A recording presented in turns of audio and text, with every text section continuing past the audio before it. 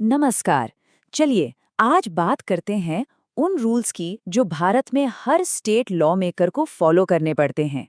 अगर हम विधायिका को एक खेल का मैदान माने तो हमारा संविधान ही वो रूल बुक है जिसके हिसाब से हर खिलाड़ी यानी हर विधायक को खेलना पड़ता है। तो सवाल यही है कि आखिर वो कौन सी ऑफिशियल रूल बुक है जिसे फॉलो करना हर राज्य के विधायक के लिए जरूरी है ताकि वो गेम में बने रहें। आइए इसी रूल बुक के कुछ जरूरी पन्ने पलटते हैं और इसके नियमों को समझते हैं। ठीक है, तो शुरुआत कहाँ से होती है? किसी भी खेल को शुरू करने से पहले आपको मैदान में एंट्री के नियम पता होने चाहिए और यही बात हमारे विधायकों पर भी लागू होती है। देखिए, सबसे पहला और सबसे जरूरी नियम है आर्टिकल 188 यानी शपथ। ये एक तरह की अनिवार्य प्रतिज्ञा है। जैसे कोई जॉब शुरू करने से पहले आप एक कॉन्ट्रैक्ट साइन करते हैं, बिल्कुल वैसे ही सदन के कार्यवाही में हिस्सा लेने से पहले हर सदस्य को गवर्नर के सामने शपथ लेनी ही पड़ती है। इसके बिना तो खेल शुरू ही नहीं हो सकता। तो एक बार सदस्य मैदान में आ गए, अब फैसले कैसे लिए जाएंगे? इसका जवाब मिलता है आर्टिकल 189 में। सदन के अंदर सारे फैसले उस वक्त मौजूद और वोट कर रहे सदस्यों के बहुमत से लिए जाते हैं। ये हमारे लोकतंत्र का सबसे बेसिक सिद्धांत है, जिस तरफ ज्यादा वोट फैसला उसी का। लेकिन सोचिए, अगर वोट बराबर हो गए, मतलब टाई हो गया, तो तब मैदान में आते हैं रेफरी यानी पीठासीन अधिकारी। वो आम तौर पर वोट नहीं करते, लेकिन टाई की सिचुएशन में उनके पास एक कास्टिंग वोट होता है जिससे वो उस डेडलॉक को तोड़ते हैं।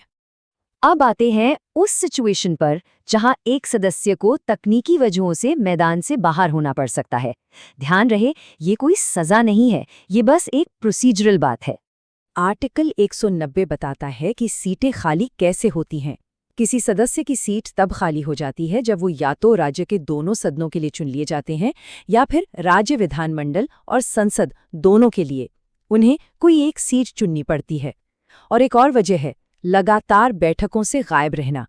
और हाँ, ये नंबर 60, इसको बिल्कुल याद रखिएगा। अगर कोई सदस्य सदन की इजाजत के बिना लगातार 60 दिनों तक सभी मीटिंग से गायब रहता है तो उसकी सीट खाली घोषित की जा सकती है। ये नियम बताता है कि सदन में हाजिर रहना कितना जरूरी है। तो यहाँ एक बहुत जरूरी फर्क समझना होगा। सीट का खाली होना यानी वेकेशन और सदस्य का अयोग्य होना यानी डिस्क्वालिफिकेशन, ये दोनों एक ही चीज नहीं है। सीट का खाली होना एक प्रक्रिया है, जैसे गैरहाजिरी की वजह से। वहीं अयोग्यता एक तरह की सजा है जो संवैधानिक नियमों को तोड़ने पर मिलती है। अब बात करते हैं खेल के उन बड़े नियमों को तोड़ने की जिनकी सजा है सीधा रेड कार्ड, मतलब डिस्क्वालिफिकेशन। ये एक काफी सीरियस मामला है। आर्टिकल 191 में अयोग्यता के 5 बड़े कारण बताए गए हैं। किसी सदस्य को अयोग्य ठहराया जा सकता है अगर वो कोई लाभ का पद यानी ऑफिस ऑफ प्रॉफिट रखते हैं, या उन्हें अदालत ने विकृत चित्त यानी मानसिक रूप से अस्वस्थ घोषित कर दिया हो, वो दिवालिया हो, या फिर उन्होंने अपनी मर्जी से किसी और देश की नागरिकता ले ली हो, या संसद के बनाए किसी कानून के तहत वो अयोग्य हों। तो अगर किसी खिलाड़ी पर नियम तोड़ने का इल्जाम लगे तो आखिरी फैसला कौन सुनाएगा? इस खेल में असली रेफरी कौन है? चलिए इस प्रोसेस को समझते हैं। आर्टिकल 192 इस प्रक्रिया को साफ करता है। सबसे पहले सदस्य की अयोग्यता पर सवाल उठता है। फिर इस मामले को राज्य के गवर्नर के पास भेजा जाता है।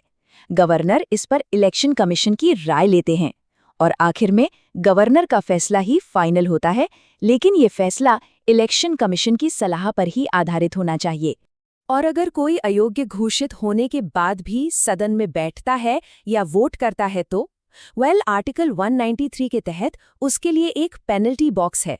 ऐसे व्यक्ति पर जुर्माना लगाया जा सकता है जो दिखाता है कि इन नियमों को तोड़ने के नतीजे कितने गंभीर हो सकते हैं। अच्छा, तो अब तक हमने सिर्फ नियमों और सजा की बात की, लेकिन इस जॉब के कुछ फायदे, कुछ स्पेशल अधिकार भी तो हैं जो विधायकों को अपना काम ठीक से करने में मदद करते हैं। आर्टिकल 194 सदस्यों को कुछ खास शक्तियां और विशेषाधिकार देता है। इसमें सबसे जरूरी है सदन के अंदर अपनी बात रखने की पूरी आज़ादी।